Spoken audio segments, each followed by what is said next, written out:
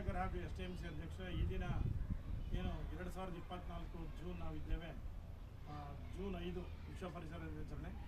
ಇದರ ಅಂಗವಾಗಿ ನಾವು ಪೂರ್ವಭಾವಿಯಾಗಿ ಸರ್ಕಾರಿ ಪ್ರೌಢಶಾಲೆ ಕೂಡ್ಲೂರು ಗ್ರಾಮ, ಕುಶಾಲನಗರ ತಾಲೂಕು, ಕೊಡಗು ಜಿಲ್ಲೆ, ನಮ್ಮ ಶಾಲೆಯ ಶಾಲಾಭಿವೃದ್ಧಿ ಸಮಿತಿ ಹಾಗೂ ವಿದ್ಯಾರ್ಥಿ ಸಂಘ ಮತ್ತು ಇಕೋ ಕ್ಲಬ್ ಪರಿಸರ ಸಂಘ, NSS ರಾಷ್ಟ್ರೀಯ ಸೇವಾ ಯೋಜನೆ, ಭಾರತ್ ಸ್ಕೌಟ್ಸ್ ಸಂಸ್ಥೆ ಹಾಗೂ ರೆಡ್ ಕ್ಲಿಬರ್ ಕ್ಲಬ್ ಎಲ್ಲ ಸಂಯುಕ್ತ ಆಶ್ರಯದಲ್ಲಿ ನಮ್ಮ ಕೂಡಮಂಗ್ಳೂರು ಗ್ರಾಮ ಪಂಚಾಯಿತಿಯ ಎಲ್ಲ ಸಹಾಯಕರಲ್ಲಿ ಒಂದು ವಾರ ಕಾಲ ಪರಿಸರ ಜಾಗೃತಿ ಆಂದೋಲನವನ್ನು ಹಮ್ಮಿಕೊಳ್ತಾ ಇದ್ವಿ.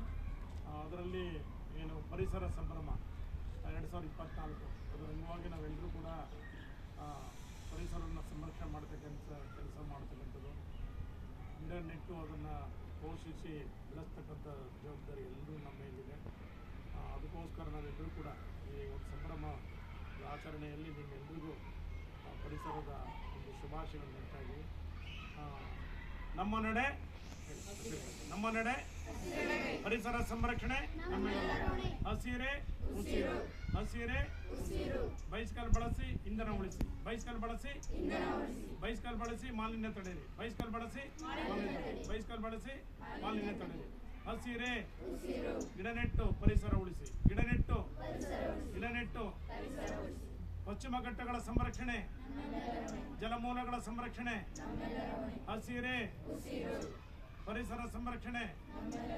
ಬೈಸ್ಕಲ್ ಬಳಸಿ ಇಂಧನ ಉಳಿಸಿ, ಬೈಸ್ಕಲ್ ಬಳಸಿ. ಹಸಿರು ಪಡೆ ಹಾಗೂ JC ಬೋಸ್ ಇಕೋ ಕ್ಲಬ್ ಇವುಗಳ ಸಂಯುಕ್ತ ಆಶ್ರಯದಲ್ಲಿ ಸರ್ಕಾರಿ ನಮ್ಮ ಶಾಲೆಯಲ್ಲಿ ವಿಶ್ವ ಪರಿಸರ ದಿನಾಚರಣೆಯನ್ನು ಆಚರಿಸ್ತಾ ಇದ್ದೇವೆ. ಇದರ ಉದ್ದೇಶ ಅಂತ ಹೇಳಿದರೆ ಹಸಿರೀಕರಣ, ಅರಣ್ಯೀಕರಣ ಹಾಗೂ ಮರುಭೂಮಿ ಆಗುವುದನ್ನು ತಡೆಗಟ್ಟುವುದು. ನಾವು ಈಗಾಗಲೇ ಈ ಬೇಸಿಗೆಯಲ್ಲಿ ನಮಗೆ ಈ ಬಿಸಿಲಿನ ಒಂದು ತಾಪದ ಪರಿಚಯ ಆಗಿದೆ. ಕುಶಾಲನಗರದಲ್ಲೇ ನಾವು 38 ಡಿಗ್ರಿ ಸೆಲ್ಸಿಯಸ್ ತಾಪವನ್ನು ನೋಡಿದ್ದೇವೆ. ಇದೇ ರೀತಿ ಮುಂದುವರೆದರೆ